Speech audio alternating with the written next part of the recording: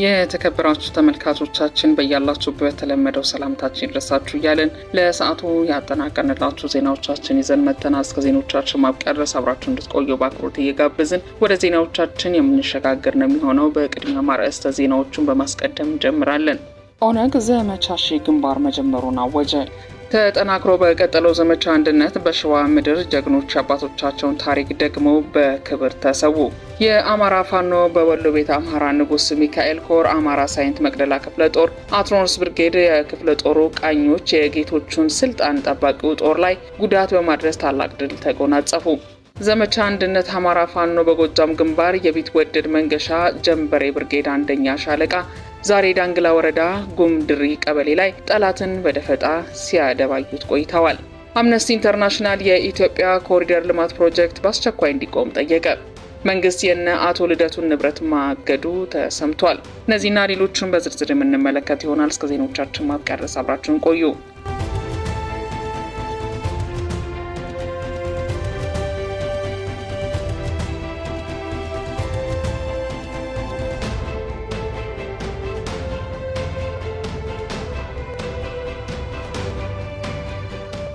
ቀዳሚ ወዳደረግነው ዜናችን ስንሸጋገር ኦነግ ዘመቻ ሺህ ግንባር መጀመሩን አወጀ። የኦሮሞ ነጻነት ሰራዊት ኦነግ ዛሬ ሚያዝያ 7 2017 ዓ.ም ዘመቻ ሺህ ግንባር በሚል ስያሜ አዲስ ዘመቻ መጀመሩን ይፋ አደረገ። ድርጅቱ በመግለጫው እንዳስታወቀው ይህ ዘመቻ በመላው ኦሮሚያ ክልል ውስጥ ይካሄዳል። ኦነግ የዘመቻውን ዝርዝር ዓላማዎችና የሚከናወኑ ተግባራትን በተመለከተ ተጨማሪ መረጃዎች እስካሁን ይፋ ያላደረገ ቢሆንም ዘመቻው በመላው ኦሮሚያ መካሄዱን ማስታወቁ ሰፊ እንቅስቃሴ እንደሚኖር ይጠበቃል። ይህ አዲስ ዘመቻ በክልሉ ያለውን የጸጥታ ሁኔታ ሊያባብስ ይችላል የሚል ስጋትም እየተሰማ ሲሆን መንግስት በጉዳዩ ላይ ምን ምላሽ እንደሚሰጥ በቅርብ የሚታይ ይሆናል።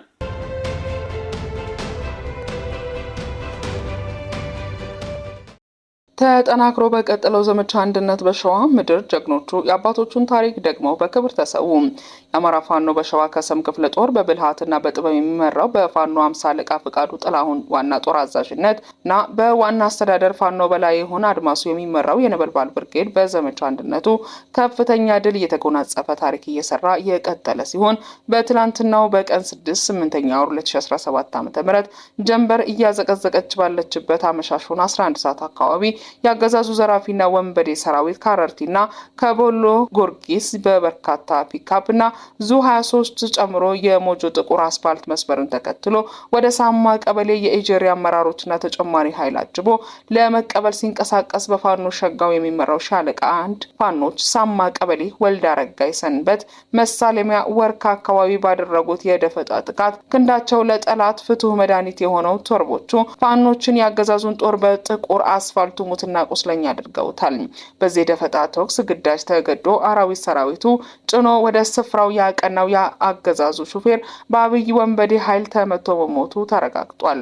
አገዛዙ የፋኖቹን የደፈጣ ምት መቋቋም ሲሳነው እንደ ህፃን በግፍ የገደለ ሲሆን የአንድ የቲቪኤስ ባጃጅ ሴት ሹፌርም በከባድ መሳሪያ ፍንጣሪ ተመታ ሆስፒታል የገባ ሲሆን አገዛዙም የአስፋልቱን መስመር ተከትሎ ማህበረሰቡ ቤት እየገባ ቤት ለቤት በርካታ ለማዳበሪያ መግዣ ያዘጋጁትን ገንዘብ የዘረፉ መሆኑን ማህበረሰቡ መረጃ አድርሶናል። በዚህ እልህ አስጨራሽ የደፈጣ ተኩስ በርካታ ያገዛዙን ሰራዊት ምሽግ አለቅም ብለው ሲያዝረከርኩት ከቆዩት ብርቱ ታጋዮች ውስጥ የሸዋውን የነሸቴ ሞገስን ታሪክ አባቶቻቸውን ተጋድሎ ታሪክ የደገሙት የምንጃር ሸንኮራ ወረዳ ዳግማዊ አጼ ቴዎድሮሶቹ ጠላትን ሲያስጨንቁት በቀይ ጥይታቸው ሲቆሉት ግርምት የሚያስጭሩት በርካታ ገድሎችን በመፈጸም ለጠላት ረመጥ የማይጨበጥ የጋለ አሉሉ እየተባለ የሚጠራው 10 አለቃ ሻምበል ገብረ መድህን ከልካይ ከጀግና ጓደኛው ድርሻ መንግስቴ ጋር እየተናበቡ ጠላትን በቆሙ ሲያሸኑት ከሚገባው በላይ ጠላትን ተፋልመው የያዙት ጥይት ሲያል ለጠላት እጅ አንሰጥም በማለት የገዛ ጥይታቸውን እንደ ቴዎድሮስ ጠጥተው በክብር ተሰውተው ታሪክ የማይረሳውን ጀብድ ሰርተው አልፈዋል።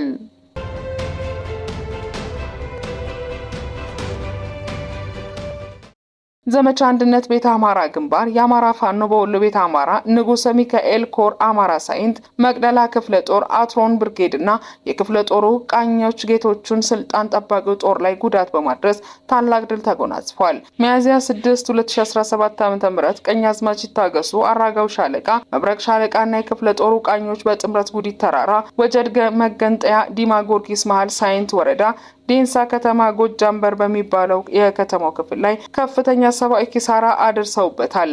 ቀኛዝማች ይታገሱ አራጋው ሻለቃና የክፍለ ጦሩ ቃኞች ጉዲት ተራራ ላይ ሲጠዘጥዙት፣ መብረቅ ሻለቃ ደግሞ ወጀድ መገንጠያ ዲማ ጊዮርጊስ በሚባለው ልዩ ቦታ በቆረጣ በመግባት ጠላትን አርበድብደውታል።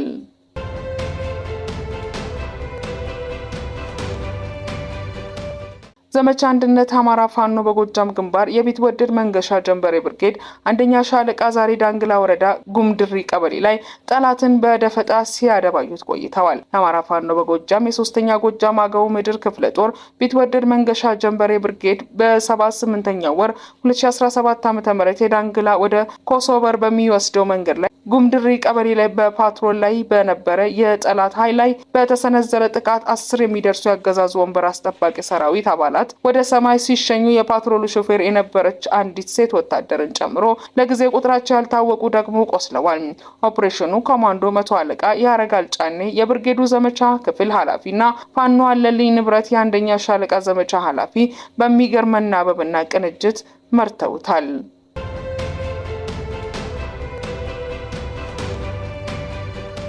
አምነስቲ ኢንተርናሽናል የኢትዮጵያ ኮሪደር ልማት ፕሮጀክት በአስቸኳይ እንዲቆም ጠየቀ።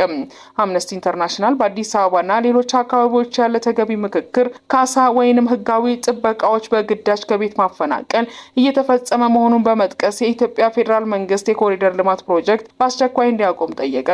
የሰብአዊ መብት ተሟጋች ድርጅቱ ትላንት ባወጣው ሪፖርት በ2016 ዓ.ም ህዳር ወር ቢያንስ 872 ሰዎች በአዲስ አበባ ከተማ ቦሌና ለሚኩራ ክፍለ ከተሞች ከቤት መፈናቀላቸውን በምርመራው ማረጋገጡን ገልጿል። ከሰዎቹ ጋርም በቂ ምክክር አለመደረጉን፣ ማስጠንቀቂያ እንዳልደረሳቸውና ካሳ እንዳልተሰጣቸውም ሪፖርቱ አመላክቷል። መፈናቀሉ ከቁሳዊ ኪሳራ ባሻገር ማህበራዊና ስነልቦናዊ ተጽዕኖ አሳድሯል ብሏል። አምነስቲ ቃለመጠይቅ ያደረገላቸው ሰዎች ልጆቻቸው የአእምሮ ጤና ችግር እንዳጋጠማቸውና በመንግስት እንደተተዉ እንደተሰማቸው ተናግረዋል።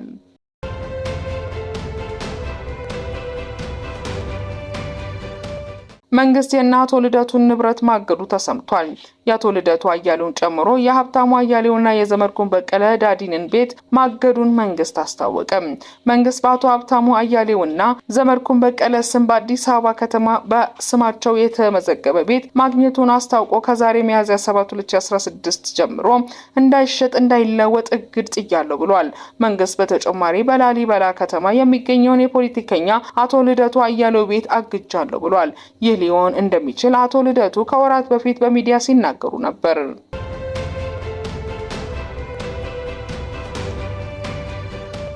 ከ2019 ጀምሮ 3ኛ ዓመት የጨረሱ ተማሪዎች 4ኛ ዓመት ከመግባታቸው በፊት የ1 ዓመት አገልግሎት እንዲሰጡ ይደረጋል። ብርሃኑ ነጋ ፕሮፌሰሩ እንዳሉት በዩኒቨርሲቲ የሚማሩ 3ኛ ዓመት የጨረሱ ተማሪዎች 4ኛ ዓመት ሳይገቡ በፊት የ1 ዓመት አገልግሎት እንዲሰጡ ለማድረግ የተጀመረው እንቅስቃሴ ከ2019 ዓ.ም ጀምሮ ተግባር ላይ እንደሚውል የትምህርት ሚኒስትሩ ብርሃኑ ነጋ ፕሮፌሰር ጠቁመዋል።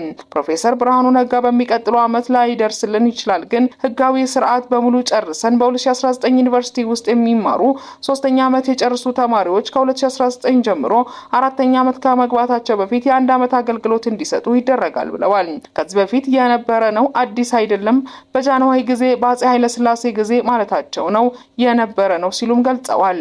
ሁለት ጥቅም አለው ብለን ነው ይሄንን የምናደርገው። አንደኛ ልጆቹ ዝም ብሎ የቀለም ትምህርት ብቻ ተምረው ሳይሆን ተግባራዊ የሆነ የትምህርትም የ1 ዓመት ሄደው የሚሰሩት የማህበረሰቡ ጋር የሚተዋወቁበት ነው። ሁለተኛ የአስተማሪዎች እጥረትም ስላለ ልጆችን ወደ አስተማሪነት ለ1 ዓመት ቢሆንም ለማስገባት ነው ብለዋል።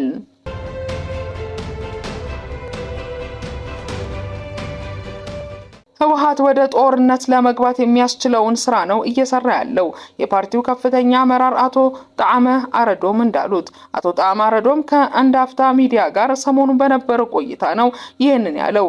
ህወሓት ጫናዎችን በመፍጠር የፈለከውን ማድረግ ትችላለህ ብሎ እንደሚያምን የገለጸው አቶ ጣዕመ 2013 ዓ.ም ጦርነቱ የተጀመረበት ሁኔታ ከዚህ ማሳያ መሆኑን ጠቅሰዋል። ከተኩስ አቁም ስምምነቱ በኋላ ነሐሴ 18 ቀን 2014 ዓ.ም በተመሳሳይ በእነሱ ኢኒሼቲቭ መጀመሩን አቶ ጣዕመ አስረድተዋል። አቶ ጣዕመ ጉባኤ አደረኩ ያለው ህወሓት ተፈናቃዮች ወደ ቀያቸው እንዲመለሱ የማይፈልግ መሆኑን የገለጸ ሲሆን ተፈናቃዮች ቢመለሱ ፓርቲው የመታገያ አጀንዳ እንደሌለው ገልጸዋል። አቶ ጣዕመ ህወሓት ከስልጣኑ ውጪ ለህዝብ የማያስብ መሆኑን በመጥቀስ ዶክተር ደብረጽዮን ገብረ ሚካኤል ወደ ሱዳን የተፈናቀሉት ወደ አገራትን መልሰን ብለው በጠየቁት ጊዜ ቅድሚያ ፓርቲውን ይዳን ብሎ እንደመለሰላቸው በማሳየት አስረድቷል። አቶ ጣዕመ የአቶ ጌታቸው ረዳ ህወሓት ከፍተኛ አመራር ሲሆን አቶ ጌታቸው የደረሰበት በደልና አጠቃላይ ባለፉት 4 ዓመታት የተደረጉ እንቅስቃሴዎችን አስረድቷል።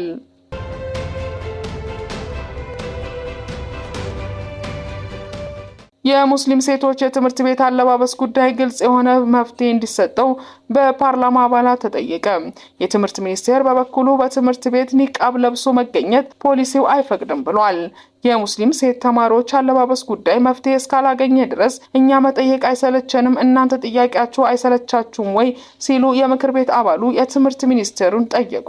የኢትዮጵያ ሕግና ደንቦች በዚህ ጉዳይ ላይ የወጡ የሂጃብ ለብሶ ትምህርት መማርን የሚከለክሉ አይደሉም፣ ኒቃብ ግን አይፈቀድም። ፕሮፌሰር ብርሃኑ ነጋ ትምህርት ሚኒስትሩ እንደገለጹት መንግስት በህገ መንግስት ላይ በተቀበላቸው በዓለም አቀፍ ስምምነቶች ፍትሃዊና አካታች ትምህርት ለሁሉም ዜጎች የማቅረብ ግዴታ እንዳለበት የጠቆሙት የምክር ቤት አባሉ ኡስታዝ ካሚል ሸምሱ ባለፈው በምክር ቤቱ የወጣው አጠቃላይ ትምህርት አዋጅም አንቀጽ 8 ላይ በግልጽ የተቀመጠው የትምህርት ከማንኛውም አጽንኦ አሰራር የጸዳ መሆኑን እንዳለበት በግልጽ የደነገገ ነው ብለዋል።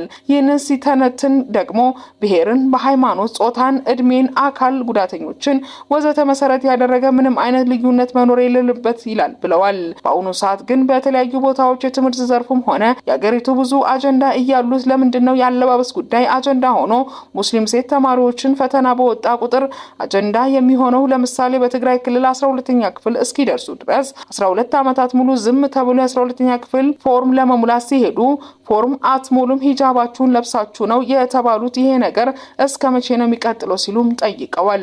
ሙስሊም ሴት እኮ ሂጃብ ስትለብስ ኒቃብ ስትለብስ የምትሸፍነው ጸጉሯን እንጂ የውስጥ አእምሮዋን አይደለም ያሉት የምክር ቤት አባሉ ኡስታዝ ካሚል ሸምሱ ለማሳያም ባለፈው ከአርባ ምንጭ ዩኒቨርሲቲ 3.87 የመጣችውን ሴት ተማሪ አንስተዋል።